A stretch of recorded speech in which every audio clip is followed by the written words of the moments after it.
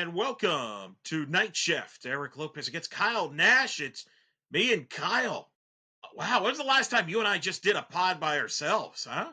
It's been a bit. I mean, I know every now and again you'll hear from us on Night Shift Live post game, but I think the last one we did, you and I, was what, Media Day reactions back in what, September? That might have been. That's because everybody else is just like UCF, banged up and out. Coming up. Listen, it's a busy time of year, Eric Lopez, right? I mean, how many sports did we have performing over the weekend at UCF? I mean, granted, an awful lot of losses over the weekend as well for UCF. We don't need to rub that part in, right? But it was the Space Game Friday, men's and women's hoops Saturday and Sunday. Soccer is buried somewhere in there. There's so much going on this weekend, Eric Lopez. It's November, bro. The Equinox, I did 3 UCF sporting events on Saturday. You were there. You and Stevie B were at football until the late hours. My goodness, we'll get to the Houston game, the fallout from that. And oh my God, Texas Tech's coming. And boy, is a former UCF Knight got that on his chart. We'll talk about that and where we go from here. Plus men's basketball, obviously tough loss against Vanderbilt. We'll discuss that and much more. Of course, you can follow us at blackandgoldbanneret.com. Big story, women's soccer in a lot of bells, a lot of news going on. Women's soccer, correct. NCAA tournament bound. They will host Maine. Details on blackandgoldbanneret.com. That men's soccer's at the Sunbelt tournament. We're following that. Volleyball just knocked off a top 25 team. Men's and women's hoop season underway. And, of course, football. I mean, like you said, it's busy. And nobody was busier than you and Stevie B late Friday night.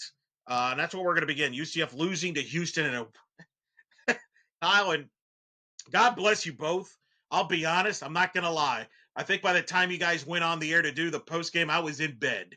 And that's how late you guys were out there in one of the wackiest UCF finishes in recent memory, where UCF loses the game by a field goal, drives down. Scott Frost calls Davi Balfour's number to take over for Tavian Jackson. Davi drives him down thanks to his legs, but unfortunately throws an interception near the end zone, and that's how the game ends, and the Knights lose for the first time in a Space jersey. You wrote about it. You graded it out. I want to ask you, I guess, now that you've had a few days, and more importantly, rest, because my goodness, I mean, what's your reflect on that wild Friday night Space game where the Cougars win it? The Cougars are bragging that they're the space school, by the way, Kyle. Seems now Houston all of a sudden wants to make this an annual rivalry, which you have pushed for a long time, but where are we now? Marketing works, Eric Lopez. I keep telling you, bro. Especially in the generation of NIL. And listen, credit to Houston for hanging around and getting themselves back in it. Let's not be silly. I think the way you described it in our own personal group chat was that Houston was a little bit of loosey-goosey with the football. You aren't wrong.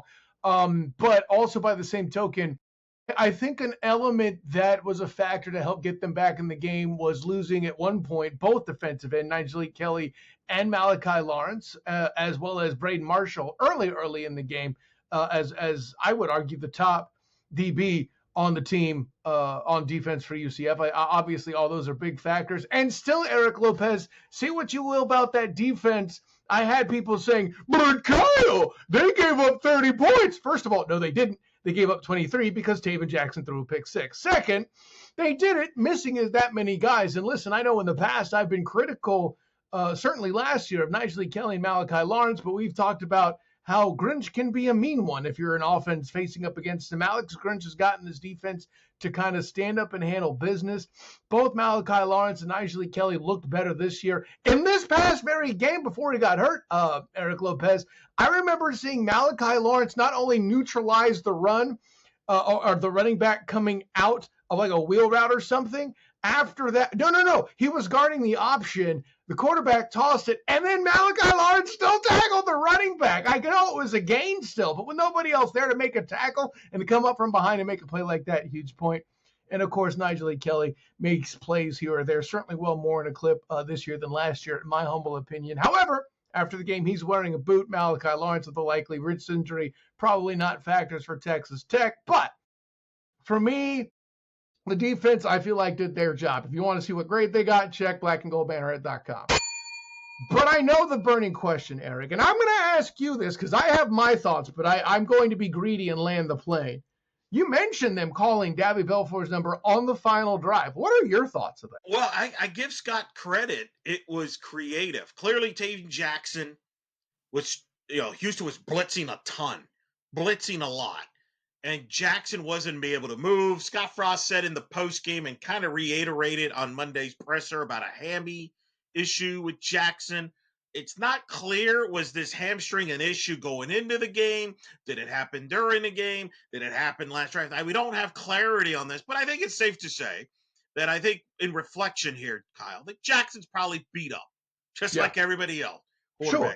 So, and I think Scott figured out we need quarterback that can move because Houston's just teeing off. Before I answer, so I actually, was intriguing on the move. What we didn't know is obviously Fancher we knew was out. Brown is still out. Apparently, Scott Frost said on the Monday presser because he was asked about Chikari. He was kind of the emergency quarterback, has a shoulder issue, so he doesn't look like he's coming back. He's banged up. Let me ask you this before I answer: why did UCF struggle against the blitz?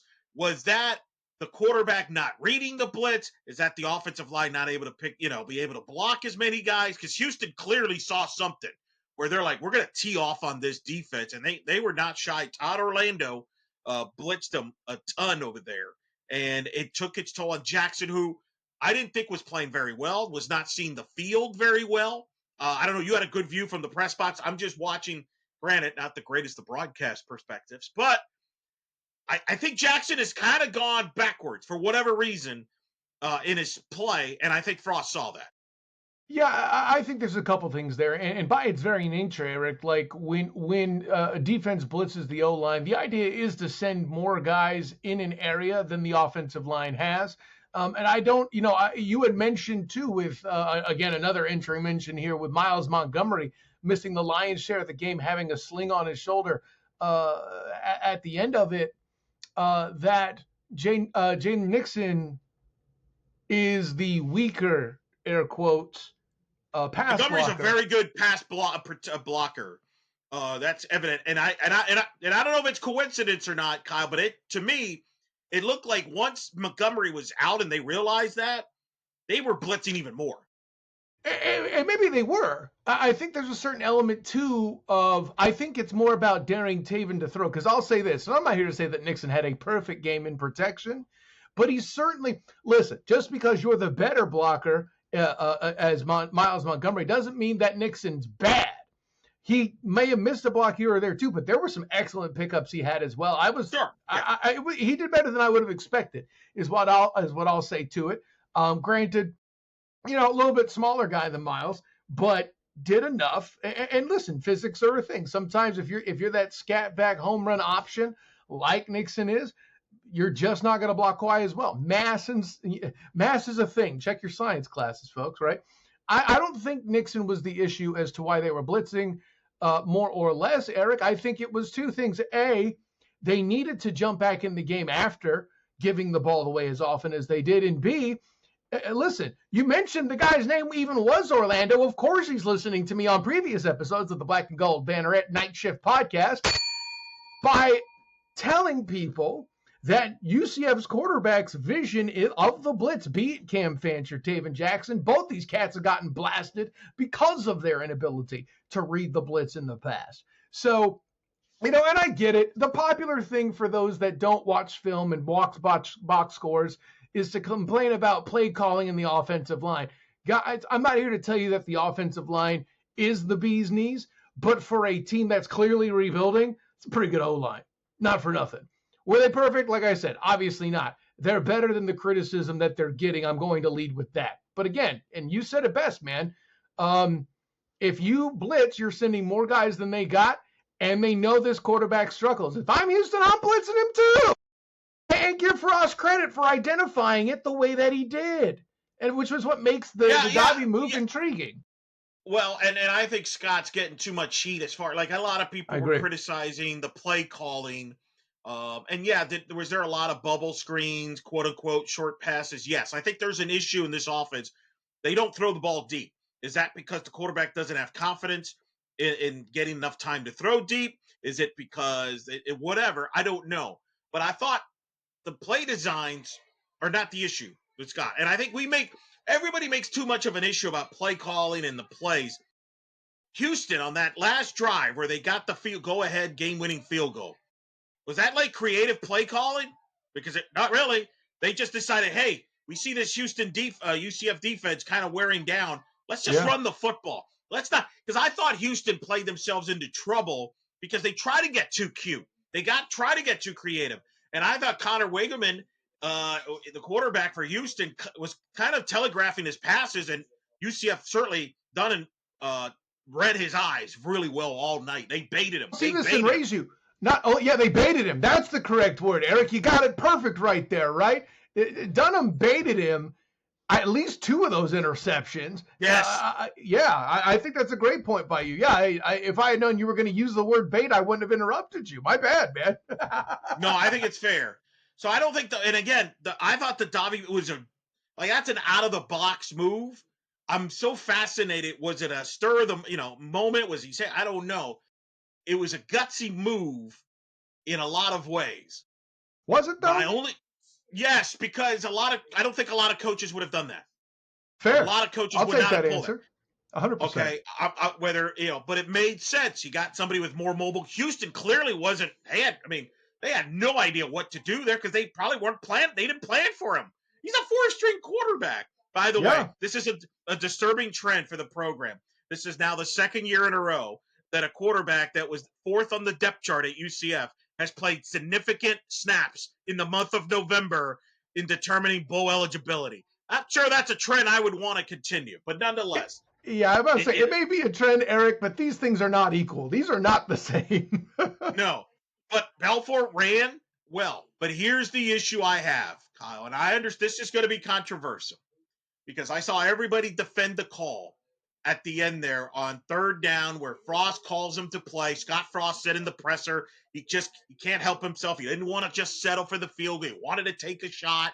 I understand all that. Totally get it. I would not have let Davi Belfort throw that ball at that moment.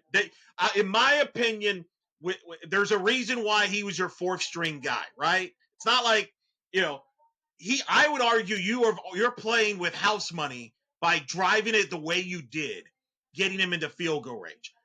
I don't understand forcing that issue. And I understand you're going to tell me, and everybody's going to tell me, well, the play worked. He was wide open. Thomas was open in the end zone.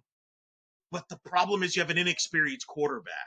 Correct. And he did exactly what an inexperienced quarterback does there. He waited too long, Kyle, and he threw short.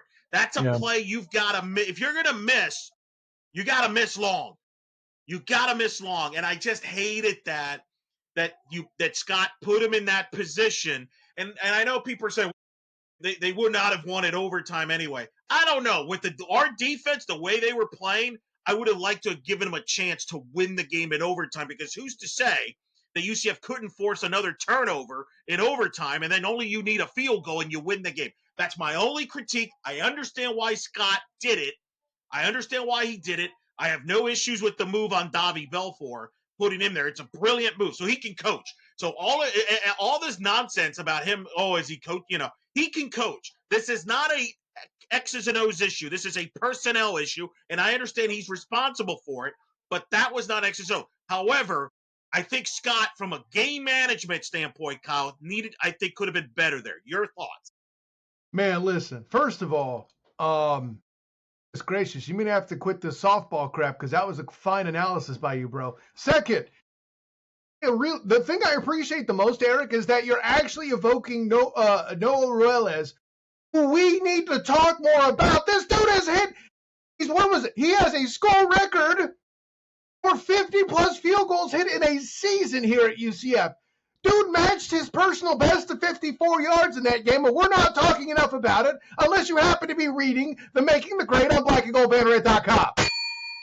That being said, shameless plug.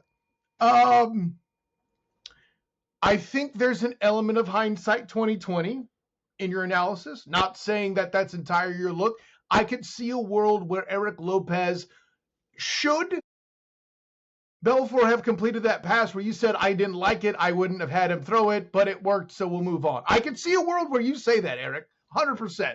By the way, I love that Scott told on himself, but if we had this show in that universe where he doesn't say it's not my style to, run a draw up the middle and play for the tie, I would have written that anyway. Why are you shocked this happened? This is Scott Frost. Where have you been? But here's where I am. I get it. Yeah. I understand where he's coming from. I'm not saying, and the play worked. Yeah. I understand the play design would have worked. The quarterback didn't execute, but the problem is you have a fourth string quarterback. That's what's going to happen. That's a higher percentage. That's going to happen. That's my only disagreement.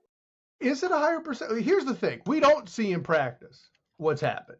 And to your point, practice doesn't always translate to the game. But in a year, Eric, where it's a development scenario, maybe dude wanted to see if this guy was clutch, right? At some point, Dylan Gabriel was put in a game to supplant Brandon Wimbush so Heupel could see what he had. It's the same concept, granted, far less important key moment. But for those that question the decision to put Belfour out there, even if Jakari were healthy, Belfour is a better move. Eric, why? Because they already know there's enough film, years of film, Eric Lopez, where we've established that Jakari Brown is a running back that's allowed to throw by rule of the NFL because he's taking a snap. Okay? To your point, the Cougars couldn't pounce because they didn't know what they were looking at yet. And the reason why the pass play, I'm not going to say incorrect, correct otherwise. The reason why I think the pass call wasn't just aggressive, though, in fairness, if you're a defensive coordinator for Houston and you've watched any film on Scott Frost, you'll know he's going to be aggressive. If you watch film just this year at the opener, Eric Lopez, if you remember the DJ Black touchdown that changed the game and made Taven Jackson the starter eventually anyway, right? Granted, it was Fancher's injury, but details. Davy Belfour, the pass play didn't bother me. Playing Davy, and I don't think you're against that decision, but let me put it this way, Eric Lopez. For many of Knight Nation out there who criticized the amount of screens, the short pass game, and all of that, I'll ask you a philosophical question. I'm Greek, this could work. What is the definition of insanity, Eric Lopez? The same thing over and over again? That and doesn't expecting work? a different result, correct. Exactly. So if you put Taven Jackson out there while simultaneously complaining about too many short passes, too many screens, what this means to me is, in my mind, playing Taven Jackson was in fact insanity, because it would have just been more of the same, and you would have expected that to work. Instead, Scott Frost went with Belfour, the guy that nobody saw coming. Maybe he could throw the ball. Maybe he couldn't. Nobody really knew on the Houston side, it seemed, to your point. And the pass play, yes. I'm going to play the Belichick defense. The play worked, granted. Okay, the professional Belichick defense, not Tar Heel Belichick. Let's be clear. The play worked. The players didn't execute, right? People forget that Tom Brady ended a number of important games with an interception. Nobody wants to talk about that. But in this instance, maybe I'm saying Belfour looked like Tom Brady. Well, let me piggyback on what you said. Well, you brought up a fascinating point about bringing in Davy Belfour. This is a year of experiment. See what he can do, right? I find that fascinating because I think that brings up a bigger point I was going to bring up. And I've been consistent about this, whether it be on post-game show all year. My thing is you got to play Jackson because you got to find out what you have, right? You got to find out what you have next year. Is he the guy for next year? Is he not the guy for next year? You're going to have a couple of freshmen coming in. They're talented. You've got Jackson on the roster theory. You have to decide, is he your starter next year, or do you got to go to the portal and get yourself a starter? You're going to have to get a quarterback anyway just because of the numbers game, the way it's played out. But there's a difference between trying to get a starter and just getting a quarterback on the roster. You know what I mean? And trust me, I'm talking money. Now, I'm not going to bring up there was Max Olson did a great article a few months ago. He broke down the positions financially, how much it cost in the portal. He did the research. He talked to everybody. I'm not going to do that now. I'd rather save that for maybe after BYU, maybe, or, in a post-mortem of Kind of an what to address off-season this team. approach. I agree with that. Yeah. Because quite frankly, I think we're learning more and more. This offense in particular needs a lot of stuff. Hey, some But I of us think, wrote that this kind of thing would happen, and it would look like the 2016 team back in August on Black Gold Banneret.com. yeah, but at least in 16, you kind of felt like Scott believed in Mackenzie Milton. Even mentioned it on the Monday presser, by the way. He once again brought it up on the Monday presser about how Mackenzie Milton was booed and at the bowl game and this or that, but he always believed in Mackenzie and he never, I don't get that vibe with Jackson as far as the confidence being in Jackson like they are with Milton.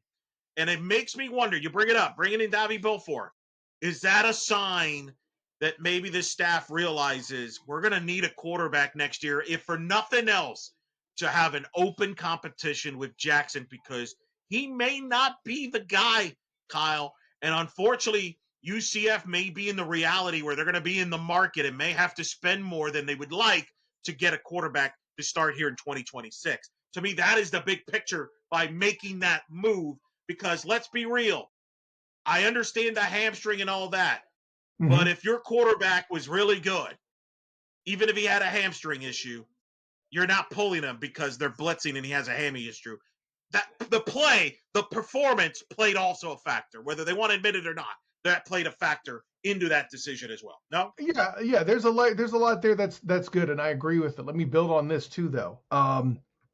One, scouts not just to give the starter necessary, or at least in this day and age, not just to give the look to like maybe there's a competition next year for these guys, yada yada yada. What if he's actually gauging the price of a Davy Belfort to be a second or third stringer if Taven is somebody that he's as confident in, right? Because let's keep one thing in perspective too. It's great for Frost to tell us now that he had all this faith in 2016 and one Mackenzie Milton, but we wouldn't have known that in 2016. Or even what was it? Noah Vendrell, or I might have the name wrong. I might have my quarterbacks mixed up. But there was another guy heading into 2017. Mackenzie Milton wasn't the lock as the starter in the press. Maybe he was in the locker room, but we didn't know all that. Right. We didn't know what to expect, right? I remember we didn't know what to expect against FIU. And I remember it was the FIU opener where Milton played well. And we all left the stadium thinking, hey, if he plays like that, this team could be pretty good. So you're right. To your point, you're absolutely right. So, and I think the statements, and I really wish I remembered the coach that said it because it's bleeding genius and it's absolutely correct. But there's a coach out there that has said recruiting nowadays isn't the traveling and going to see the families and stuff. The real recruiting is keeping the guys in your house. The other stuff is just a bidding war and an auction compared to that, right? So yes, I agree. Yeah, yes.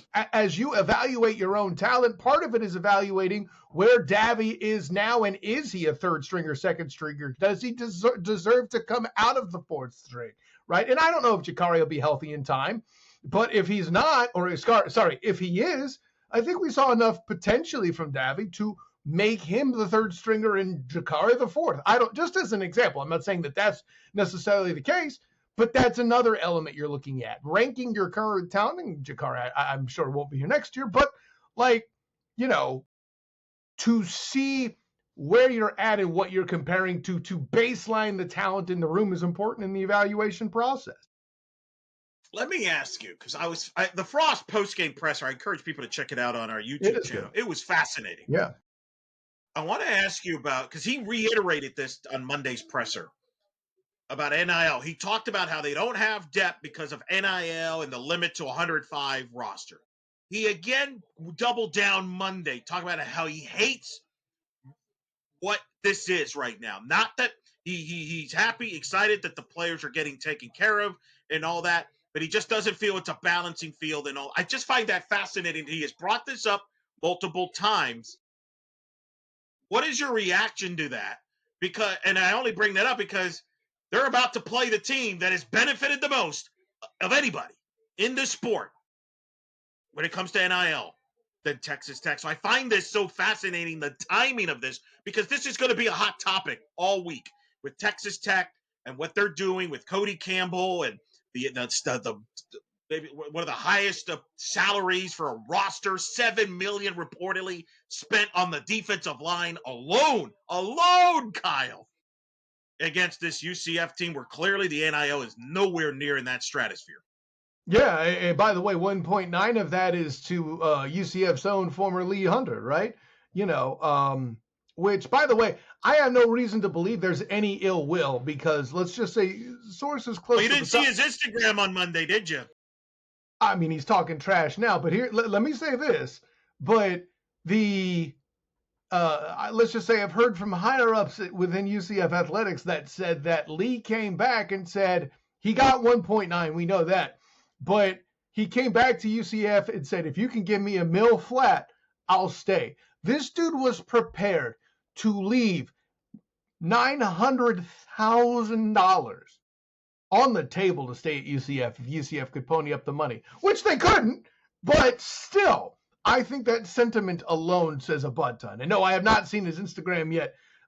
Listen, I was covering both the Magic and the Jaguars on the same day on Sunday. Instagram was not foremost on my mind. Well, let's just say he's got a 1-0, and then he's got the UCF logo and a cross-off on UCF. Let's just say he's ready to go. Now, I agree. I think this is an athlete self-motivation type of, like, he has circled this game. And listen, everything you said is 100% accurate. And I don't blame either side on any of that. Correct. At the same time, if I'm Lee Hunter, I'm thinking just to psych myself up. Oh, you didn't think that I was worth this? I'm going to show you, right? Like just, self-motive. It's kind of like the old Michael Jordan. Remember if you watched The Last Dance on Michael Jordan would just create disses just to get himself motivated. Oh, this guy was talking smack to me where it turns out he wasn't, but he just created it in his mind. I think Lee Hunter is doing the same thing, which is not good news for us at all. Oh my gosh. Yeah, no, that is terrible. Yeah. Because I was kind of hoping, and for those that don't know, Texas Tech this just in, a very healthy favorite, 24 to be specific, depending where you're checking.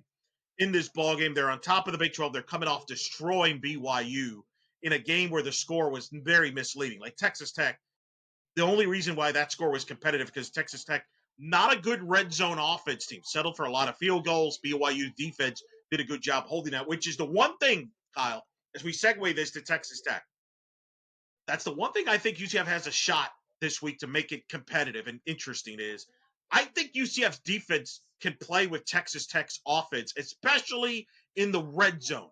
Texas Tech is in the hundreds red zone offense this year. They settle for a lot of field goals. UCF is actually very good in the red zone. I think that's one of the keys for UCF to have a shot. They're going to move the ball. Texas Tech is among the best in moving the football. They really depend on big plays. Can UCF defensively contain that and then play well red zone and hold Texas Tech to field goals? I think that's something to watch this Saturday for UCF against a Texas Tech team that I'm kind of curious after that emotional high, hosting game day. Everybody's patting you in the back. You're going to be highest ranked. Do they come out a little flat, a little hangover against a UCF team that doesn't look impressive on film? The makings of a trap game are in order. I see where you're going. The issue is that very same defense that you mentioned having confidence in is not 100%, right? I'm doubtful Nigel Kelly will show up because of his boot after the game, as I mentioned.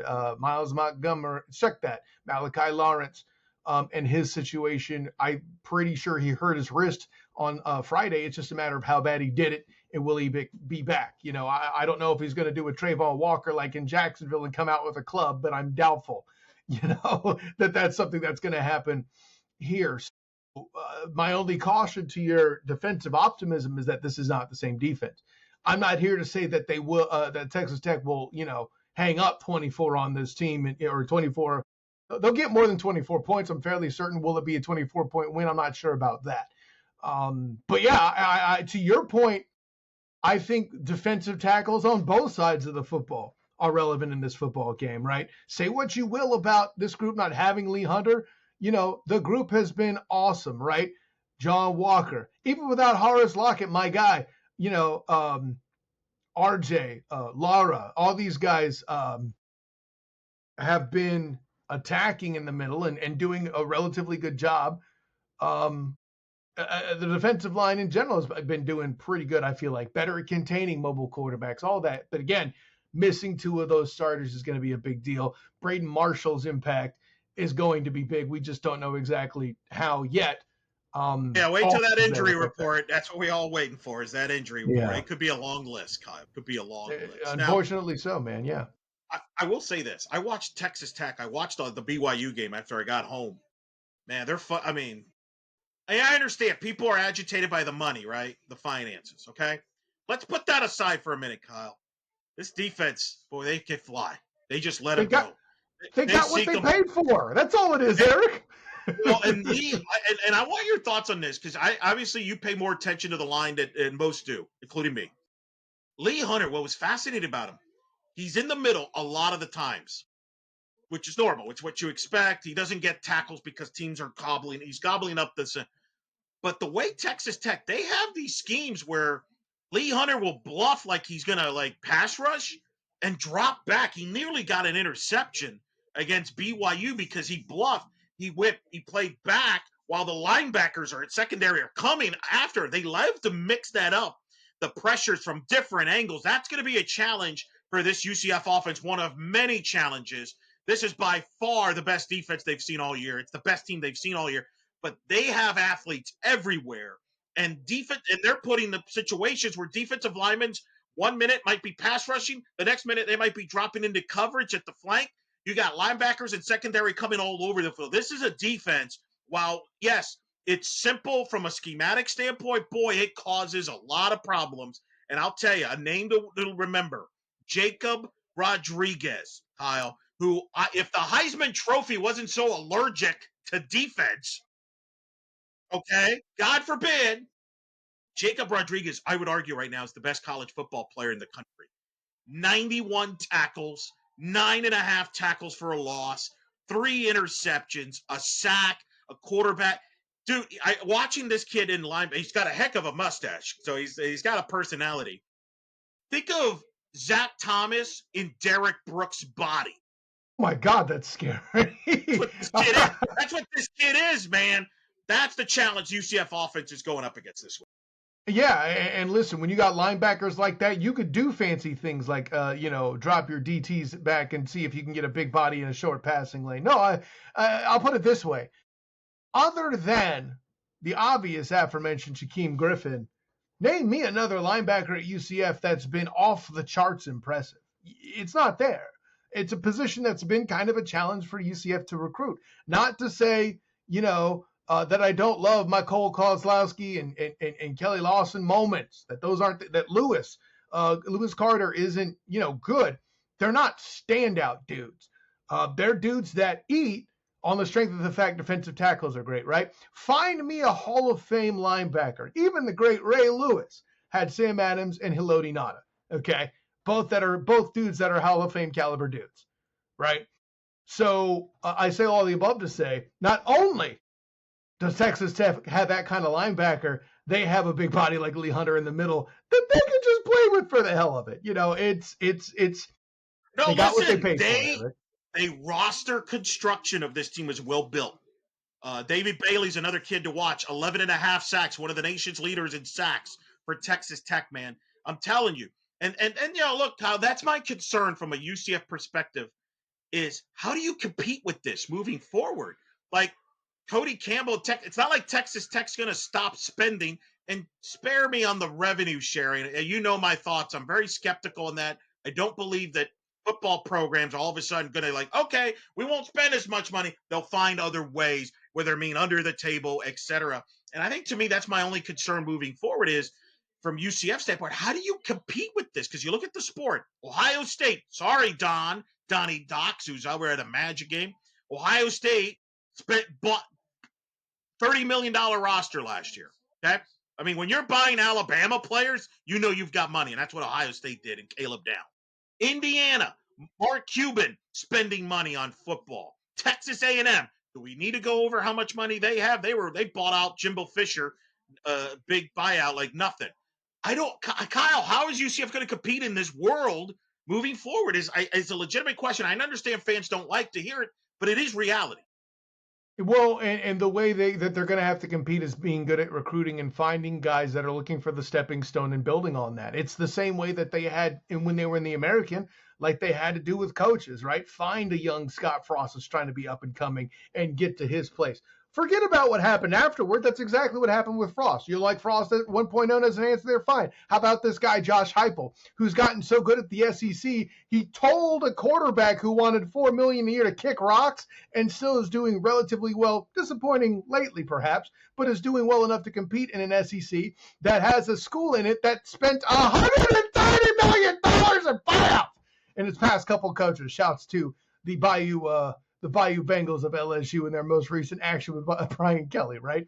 So I think that's the only way they can is if they accept the fact that they can be that stepping stone piece and somebody locally here catches fire. Hey, if venture capital gets involved, maybe they can get in a deal with Disney. I don't know. But, that's really the way you have to approach it if you're UCF. We got plenty of time to discuss that. Texas Tech offense, very balanced. Dickey is their leading rusher, over 800 yards on the ground. Morton is their quarterback. He's been dealing with an ankle injury. He's been on and out of the lineup. In fact, he didn't play in their one loss at Arizona State. Their receivers are pretty good with Coy Eakin and Caleb Douglas. Look, again, it's one of the most expensive rosters in the sport. They're going to they're going to have talent everywhere. To me, the key for any shot here, I think UCF has to create, just like they did against Houston, 3 to 4 turnovers. Give their offense a short field, because that's the other thing. This Texas Tech defense creates a lot of turnovers and gives their offense a short field. That's been they feed off of that. UCF has to protect the football. Don't be shocked if UCF at times goes conservative, maybe runs a draw on a 3rd and long early in the game. Again, we don't even know who the quarterback could be. It could be Jackson, it could be whoever. I'm just saying, this defense is nasty, and I could see some conservative play calling early. I think Scott, though, will try to challenge them vertically. I think you got to do something. Look, there's no pressure on you. Nobody's expecting you to be competitive in this game at all, but it's a big ask. But I think they've got to play close to a perfect game, Kyle, and quite frankly, Texas Tech has to help them as well. Yeah, they need fewer than 6 penalties as well, I think, on the sheet at the end of the day. This 7 to 9 penalties a game crap has to go away. What do you make of that? Everybody keeps asking me about it. What do you make of that?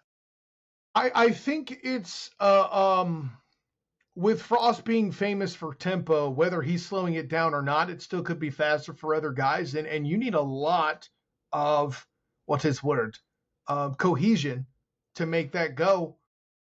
It's more difficult. I would make the argument it's more difficult now to run a scheme like that than it ever has been in the past. And let's be honest, these Mackenzie Milton teams in 2017, I say team in 2017 weren't exactly disciplined in that part of the stat sheet, if one remembers correctly, right? How many press conferences in 17, Eric, I had to sit through? What happened in the third quarter? The third quarter's bad quarter for you guys. Even Scott Frost at one point, Scott Frost 1.0 said, we win all these games by so many, and I'm always answering questions about the third quarter. It's because you sucked in the third quarter, Scott. Okay? But all of the above to say, there's an element of that cohesion that's a little bit more difficult. Am I saying it's okay and that they shouldn't have overcome it by now? It's probably fair to be critical of it, sure, but that's what makes it difficult. Plus, you got different quarterbacks, different cadences, how many injuries they've dealt with, how many different lineups they dealt with. Beyond the starters, there is a lot of youth on this team. I think that's a factor. So it's not just one thing. I think there's a cavalcade that leads into these elements. And listen, you got some high energy dudes here that if you got high energy, a lot of cohesion and trust that has to be found. And then on top of that, dudes that want it bad sometimes want it a little too bad and jump. So it's kind of a mixture of all that. Dylan Wade looked healthy, by the way. That was a good sign to see Dylan Wade healthy from the tight end position. Any last thoughts? Football-wise, either looking back at Houston or looking forward here to this Texas Tech and beyond. With 3 games left, you got Texas Tech on the road. You host Oklahoma State, which, by the way, 4 o'clock on ESPN Plus, stream only. So Kyle, Who's I know you're shocked? going to be out of yeah. Get your subscriptions on that one. And then they finish at BYU. I think you would agree, BYU, if you're going to pull a major upset, BYU's your better shot than Texas Tech, in my opinion. Sure, they didn't spend quite as much as Texas Tech did, right? And you know, at this point, like if they dawdle between now and the end of the season, granted, the tough part is you're going to their senior night. It's hard to picture UCF overcoming that, but you know, if they're in a place if they go deflated after, you know, to finish the season after losing to Texas Tech, it's on the board, but I wouldn't call it likely. It's the tougher path now. I think you and I have established that for a while. And hey, listen, I will go to bed very well rested tonight, knowing I wasn't like Stevie B going out on the limb and saying they'd win 8 wins after that third straight W to open the season. He's kicking himself over. Yeah, that's where UCF's going to have to pull an upset here to get bowl eligibility. Otherwise, It's looking at a third losing season. Again, UCF and Texas Tech. Fox, big Fox, people. Actual Fox. 3:30. A reasonable start time, Kyle. Why can't we get reasonable start times in like this? Like, are you kidding me? What, 8:15 kickoff Friday night on little FS1, which got flipped over to FS2 because of college hoops? What are we doing, Kyle? What are we doing? They like the Friday night game, apparently the fans do. I don't, but you know, whatever. I'm a slave to the TV and the fans. You know this. Very fair. Keep it on blackandgoldbanneret.com for all the latest there. You will be watching this, the horror show, maybe, perhaps. You'll have a grades for this game. One way they're like, I can't wait how you grade this game on this one. Are you going to be graded on a curve? Shouldn't you, though? Like, at some point, you got to account for the fact that, like, you know, different schools have different resources and you know, you got to give a little credit when they're coming to school on a bike instead of a limousine. That's all I'm saying. Instead of, wow, bike in a limousine. Very good term. Very good. Before we wrap up, let's talk a little men's hoops because many of you missed it. Clearly had a hangover. Kyle had a legitimate excuse. I'm not sure what the rest of the people that didn't come to the arena excuse was, but hey, people keep telling us they're basketball schools, but whatever. UCF losing 105-93 to Vanderbilt. My quick thoughts, Kyle, is there with Stevie B, who wrote the article, recap of the game. He will be there for, I believe, the FAMU basketball game, which UCF will host FAMU with Charlie Ward as the head coach, Kyle. Charlie Ward! You got Charlie Ward there, Noller. Yeah, no, listen. Woo! Back in the day when Florida State had good quarterbacks. Basketball. They couldn't slow down Vanderbilt, who had 10 threes in the first half. Vanderbilt's a really good SEC team, an NCAA tournament team. Mark Byington, the head coach. They have a great system there. My disappointment, Kyle, it was a flat crowd. Clearly, a good number of UCF fans still hung over from the football game, and it influenced. I think there was a strong percentage that didn't go to the game because of that. As a result, Vanderbilt jumped on them. They led by 19, I think, at one point in the first half. They traded buckets in the second half. And, you know, on the positive, I think UCF's Kugel is a great offensive player. Transfer there, led him away and score. And I think they got some offensive guys. But just like last year, Kyle, my concern, lack of size, rim protection, and can they defend? Because I don't think this team is as skilled as last year's team was. They've got to be better defensively. Otherwise, it could be a long year. You know, and this is going to sound cheesy, but I still think that this group is figuring out life without Darius Johnson. I don't know exactly how you change culture with that, right? And listen, I'm taking nothing, you know, from the guys that are in there currently. You know, Riley Kugel is dropping bombs. He's got 25 points rather in this game, but defensively, I don't care who you are. You know, NBA teams that can't overcome somebody coming out and shooting like that, the lights out the damn gym. And a 19 in the first half in the college basketball space is huge, man.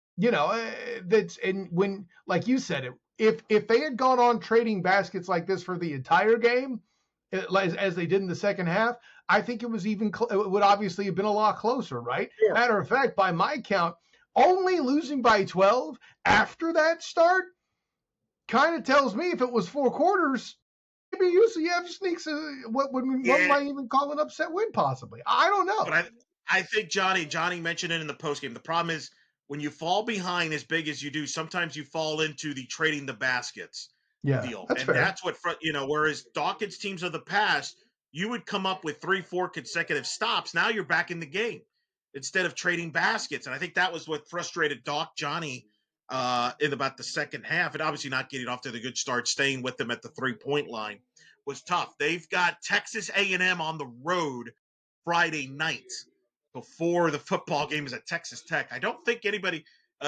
contrary to you might think, even though there's two schools in the state of Texas, they are very far apart.